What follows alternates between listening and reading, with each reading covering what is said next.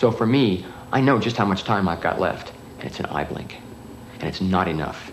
Mike Darwin and Carlos Mondragon of the Alcor Life Extension Foundation. Two men who are prepared to carry the pursuit of youth even beyond the grave. If I asked everyone out there, are you afraid of going blind? Most people would say, well, yes, that would be a terrifying prospect. And if I said, are you afraid of going deaf? They'd say, absolutely. And if I said, are you afraid of losing your mind? They'd say, absolutely. And if I said, are you afraid of being paralyzed? They'd say, absolutely. Death is all of those things. It's very undesirable. Definitely not a state I want to have anything to do with. I want to go on living. I've got a lot to accomplish, and death does not figure in my equation for my future at all if there's any way out of it. And that's why I'm fighting it.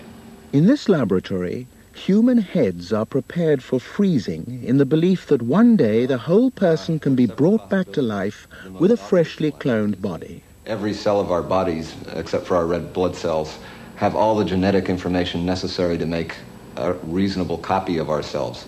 So if we develop genetic engineering to the point where we can manipulate that information in the processes of human growth, we could conceivably grow a new and healthy body, much like the one the person had before, right around the existing brain. So you freeze the dead head to preserve the brain in the hopes that one day the whole body can be restored, but at what age? Probably grown to adult size, and unlike the one they left behind, young, healthy, vigorous, and ready for another go.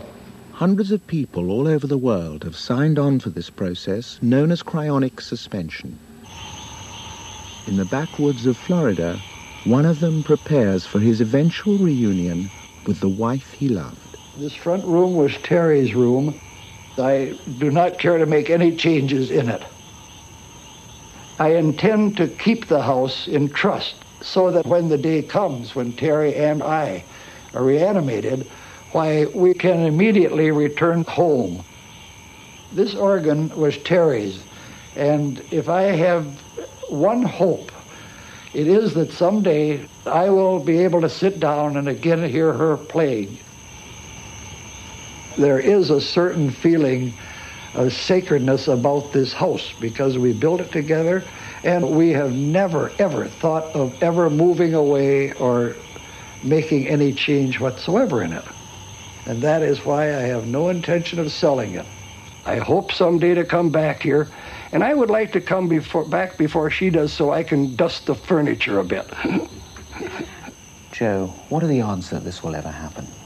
Well, it is a gambler's gamble. If you like life, you can't take it with you, as they say, and what better way to gamble on? At best, you're going to be revived. At worst, you're only going to be dead. Joe, what is all this around your bed?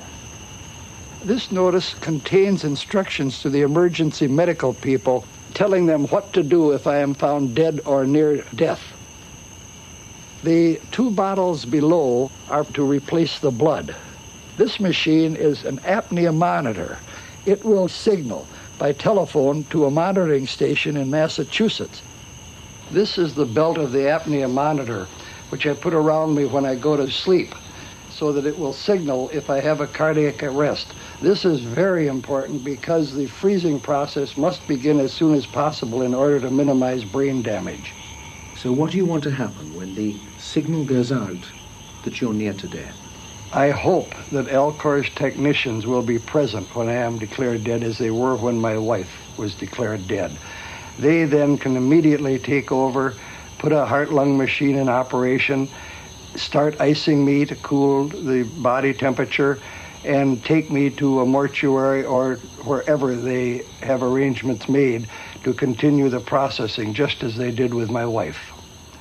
Riverside Industrial Park, California, home of the Alcor Life Extension Foundation. July 13th, Terry Cannon's birthday. It is Joe's first visit here.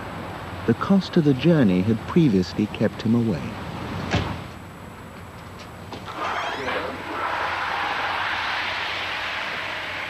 So these are the vaults. We got them just after Terry's suspension. Hugh, if you would, go ahead. The flasks in this chamber contain whole bodies as well as heads frozen in liquid nitrogen. The cost, $120,000 for whole body suspension, $41,000 if, like Joe, you choose only to preserve the head. Joe, you can go on up now. Watch your step.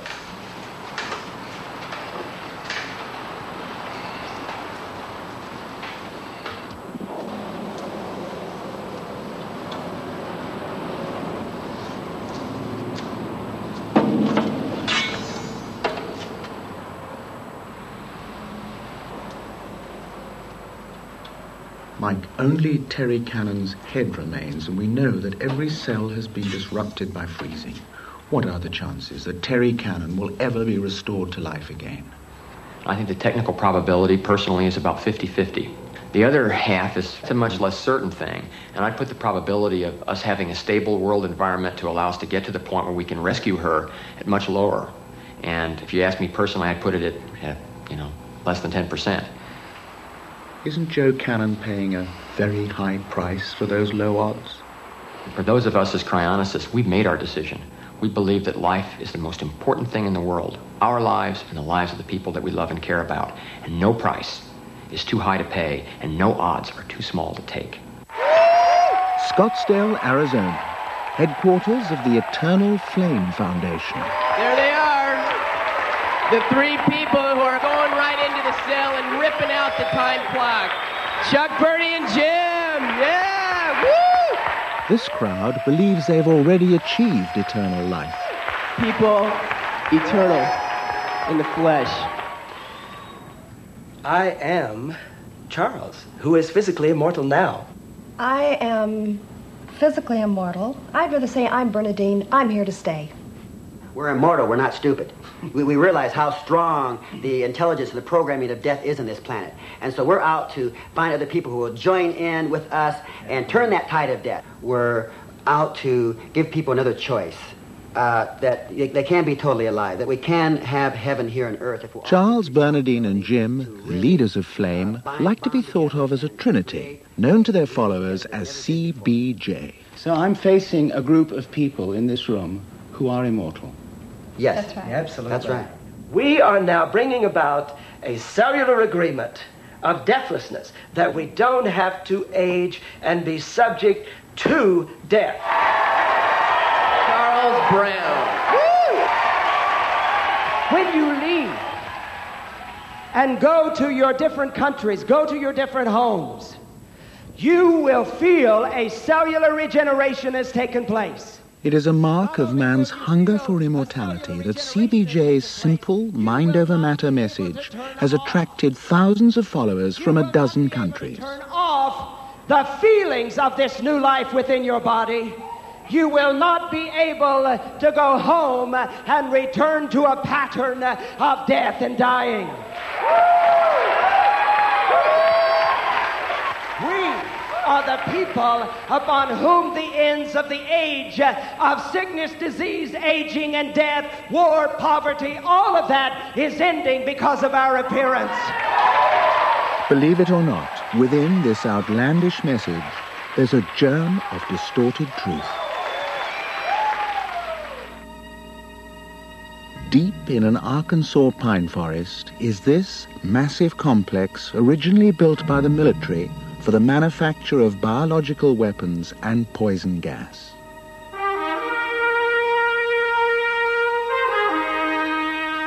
When these weapons were outlawed by treaty agreements with the Soviets, the mission of this place was switched from death to life. Today, it is the largest facility in the world devoted to the study of aging.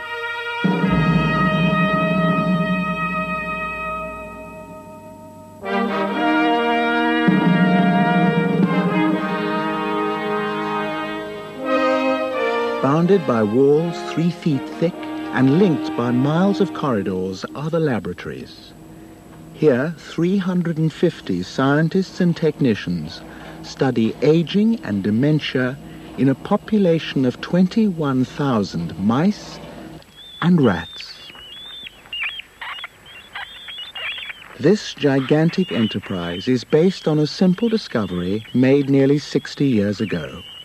A calorie-restricted diet slows the clock of aging, delaying the onset of degenerative disease and allowing the animal to survive well beyond the genetically determined lifespan of the species. This is a calorie-restricted rat, lean and fit at the age of 17 months. On the right, her exact contemporary, dull-eyed, listless, weighed down by a giant tumor. Her problem has been a lifetime of normal eating, and she is now hours away from death, while the restricted rats can expect to live on to 50 months. roughly 150 years in human terms. No one has been bold enough to suggest that the whole human race should be placed on a restricted diet. Instead, scientists here hope to mimic the benefits by identifying the body mechanisms and chemicals activated by calorie control through continuous examination and dissection of the body parts of these long-lived mice and rats. But why, in this overpopulated world, should any government be spending billions of dollars in order to learn the secrets of life extension from 21,000 mice and rats? 560. I have a 901. More years have already been added to life in this century than in the previous 5,000 years of human history. At a Baltimore hospital, a 78-year-old heart attack victim is treated in the emergency ward, where 8 professionals are on hand. Thanks to phenomenal advances in medical science and standards of care, average life expectancy, which was only in the 40s at the beginning of this century, is now in the high 70s throughout the so-called developed world. The whole profile of our population is changing, and the implications are frightening. In the upcoming decades, we could see between 60 and 80 million people over age 65. But that's a relatively healthy group. For those over age 85, there will be as many as 10 to 20 million people in that group. And the 80s and the late 70s are where the diseases and disorders take their toll. And this will cause an amazing stress on our healthcare system. But there's much more to the nightmare than the threat of economic or social collapse. There's the personal cost. Many of our older people seem to have become victims of spectacular medical advances, which in many cases have only added years of disability rather than years of health. That's the opposite of what we should be doing. Our goal should be to decrease those years, to increase the health span. And the way to do it is through research on aging. We have amazing new scientific tools. We could wipe out the diseases that today disable our older population. If we can do that, millions of baby boomers can look forward to decades of health and be freed of the prospect of disability, dependency, and disease. This would be an enormous economic saving to our country, a savings of trillions of dollars. This message, with the emphasis on dollars to be saved, has set America on the most ambitious campaign ever mounted in the war against old age, and results are beginning to show. Hormone and drug therapies, already proved on laboratory animals, are now being tested on elderly humans, reversing the degenerative changes that come with old age, building back muscle, internal organs, skin and bone. But something far more radical could be just round the corner. A chance to crack the genetic codes that determine how we age and die. Smithfield, Virginia. A picnic hosted by the local biking fraternity. The guests of honor here are children who suffer from progeria, a condition caused by the mutation of a single gene which dramatically accelerates aging. Jason is 17 years old. These children are not only old in appearance, they suffer from degenerative diseases that afflict the elderly. Greg required a triple heart bypass after 2 severe strokes. This tragic condition has prompted scientists to ask 2 radical questions. If old age is a disease when it afflicts a 10-year-old, why is it no longer a disease when it afflicts an 80-year-old? And if one errant gene can cause this, what does that say about aging itself?